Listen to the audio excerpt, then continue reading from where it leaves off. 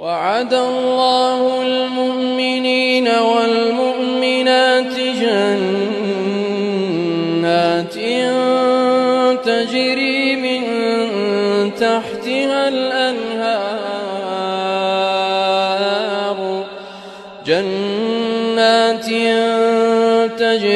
من